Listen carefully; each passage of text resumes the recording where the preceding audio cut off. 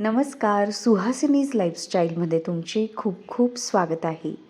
संपूर्ण झाडं अशी छान पावसाच्या पाण्याने ना हिरवीगार झाली आहेत आणि बऱ्याच झाडांना ना फुलं पण येत आहेत.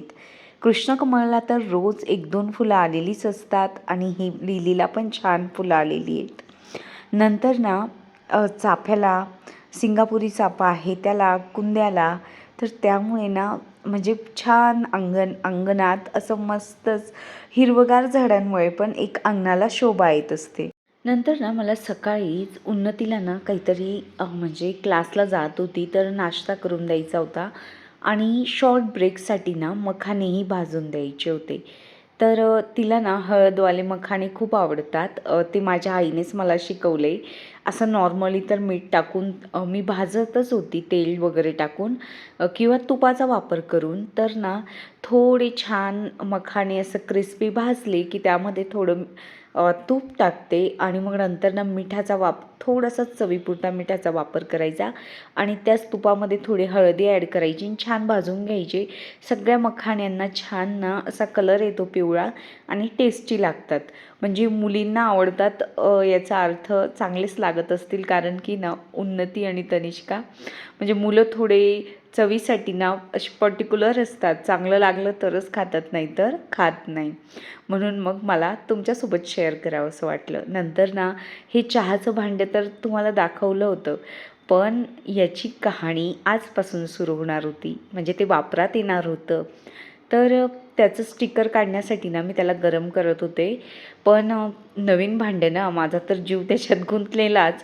मला असं वाटत होतं की त्याला काळे डाग पडावेत नाहीत, म्हणून मग मी सारखं थोडं गरम झालं की लगेच चेक करत होती. जास्त मोठा गॅस करायलाही घाबरत होती, पण ते काही लवकर निघत नव्हतं.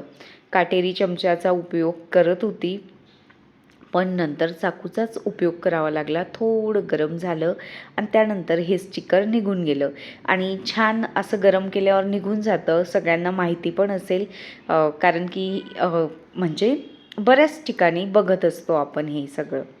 2 दिवसापूर्वी ना मला माझ्या एका मैत्रिणीचा फोन आलेला आणि मला ही गोष्ट ना तुमच्यासोबत म्हणजे शेअर करावीशी वाटलेली. कदाचित काहींना आवडेल की नाही आवडणार मला पण नाही माहिती. तुमची प्रतिक्रिया ना मला जरूर कळवा की आपण अशा गोष्टींवरती चर्चा करायची की नाही.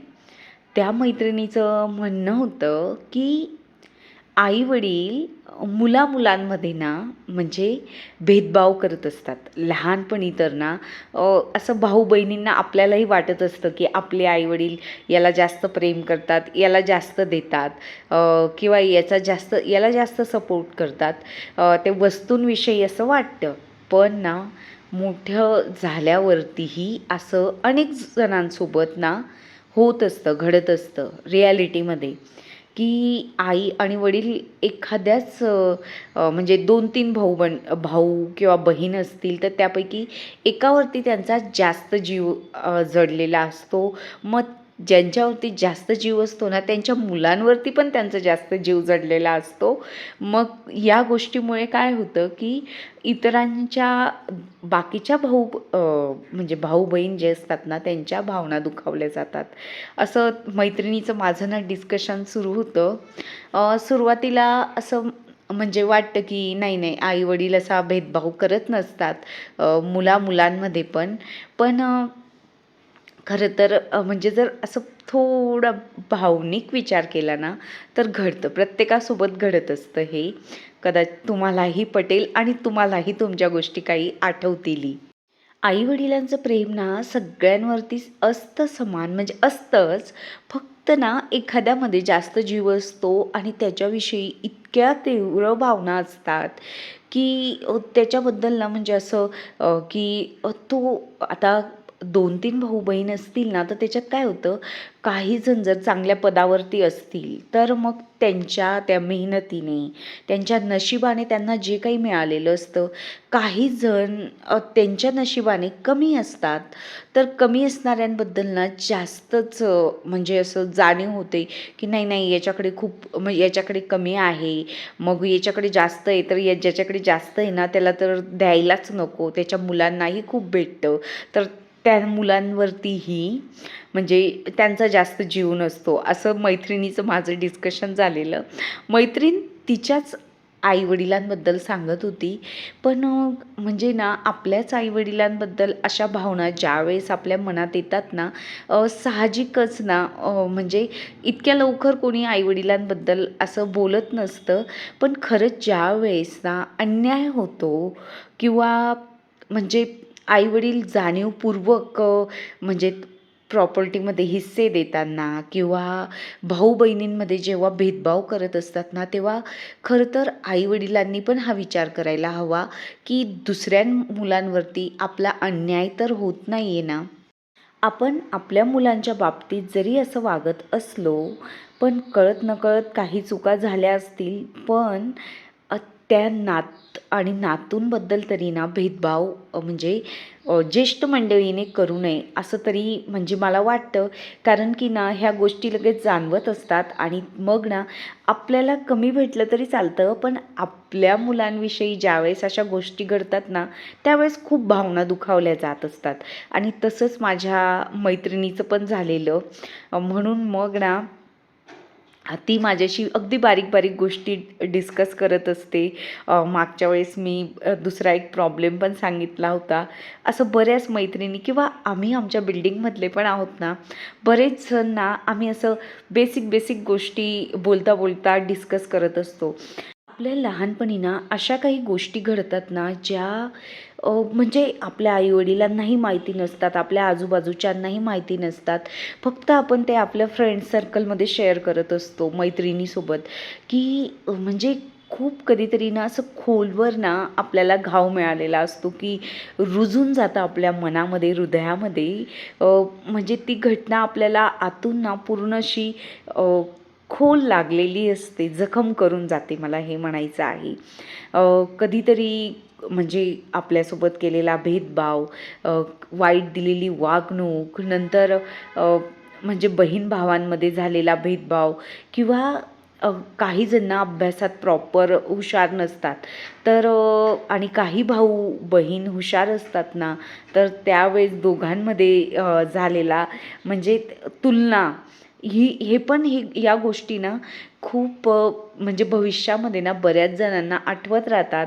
किंवा मी तिला एकच सांगितलं यानंतर, की जाऊ दे, सगळं सोडून दे आणि चांगला विचार करायला सुरुवात कर त्यांच्याबद्दल. म्हणजे छोट्या मोठ्या गोष्टी, आता बऱ्याच गोष्टी घडतात आपल्या आयुष्यात, पण काय करणार ना आपण. ते बऱ्यापैकी आपण थांबवू शकत नसतो. मग ज्या वाईट गोष्टी असतात त्या आपण सोडून द्यायला हव्यात. नंतर ना आम्ही ना अगदी झटपट मटकीची पातळ रस्सावाली भाजी केली. खोबरं भाजलं, नंतर कांदा, ते तुम्ही सगळं बघितलंच असेल. अगदी साधी पातळ भाजी केली की भाकरीसोबत खाता येईल. नंतर ना हे दही लावायचं होतं मला. मग दही लावून घेतलं, कारण की दुसऱ्या दिवशी मला कढी करायची होती.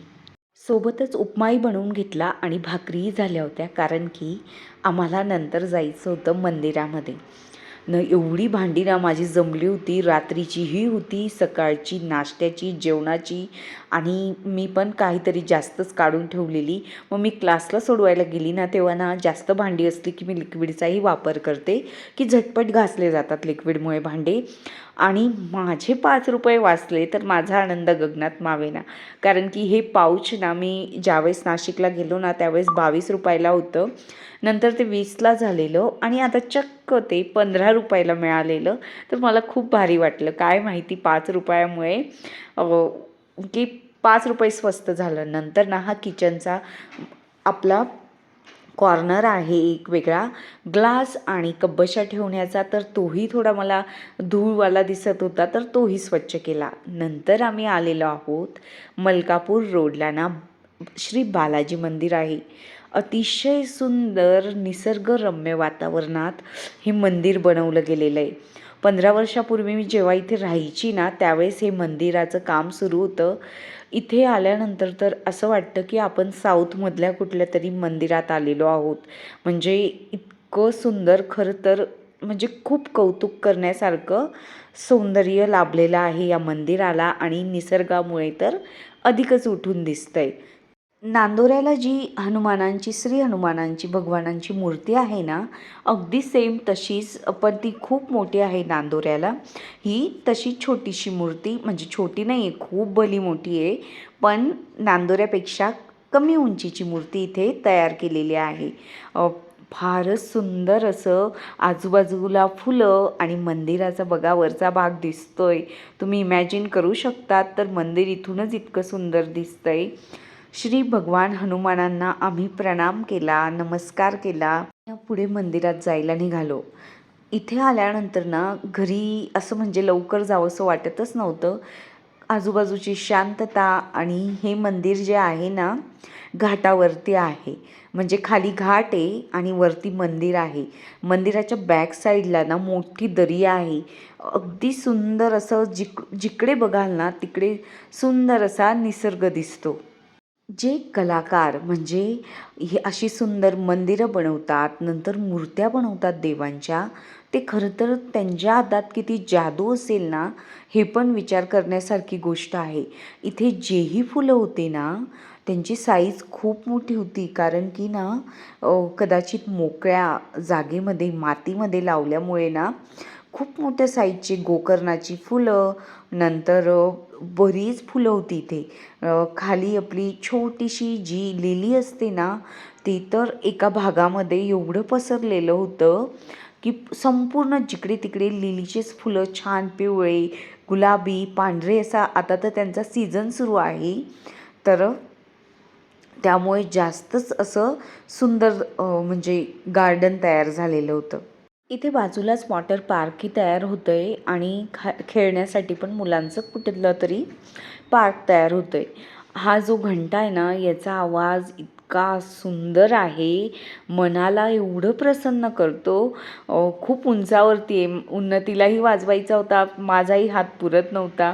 मी तिला कसं तरी पकडलेलं आणि पुढे ना म्हणजे शूटिंग करण्याचं हे दिलेलं नव्हती परमिशन.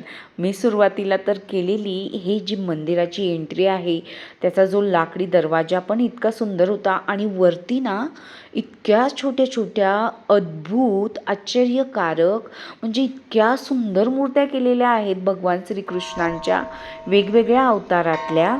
मलाही वाजवायचा ना मोह आवरला गेला नाही, कारण की सगळे लोक तिथे जाऊन वाजवत होते विटांवरती उभं राहून.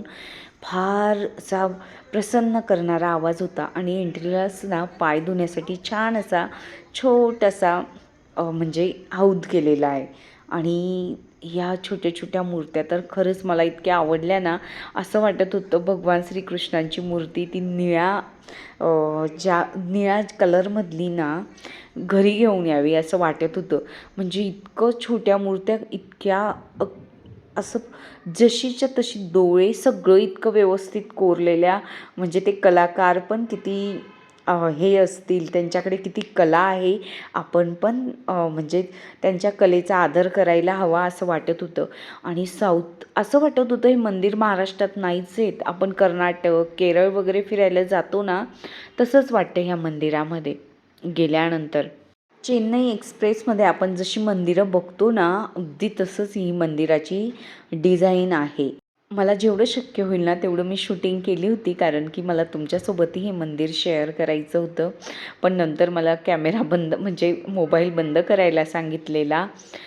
थोडीशी झलक तुम्हाला देवांची नक्कीच दिसेल आणि आजूबाजूचं इतकं सुंदर, खरंच ना मस्तच. म्हणजे साऊथची घरंही खूप सुंदर असतात आणि त्यांची बनवण्याची जी मंदिरांची पद्धत आहे ना, तुम्ही बाहेरून इमॅजिन करू शकतात की हे आतून कसं असेल मंदिर.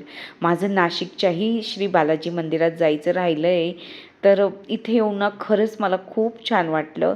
मी जसं जमत जाईल ना तसं नक्कीच या मंदिरात येण्याचा प्रयत्न करेल, पण हे शहरापासून बऱ्यापैकी अंतरावरती आहे. मंदिरात गेल्यावरती ना आपल्याला एक वेगळीच शांतता मिळते आणि बसायलाही छान हिरवगार गवत आहे इथे. तुम्हाला आवडलं असेल तर नक्कीच लाईक करा आणि चॅनलला नक्कीच सबस्क्राईब करा नवीन असाल तर. आपण परत भेटूया नवीन व्हिडिओसोबत.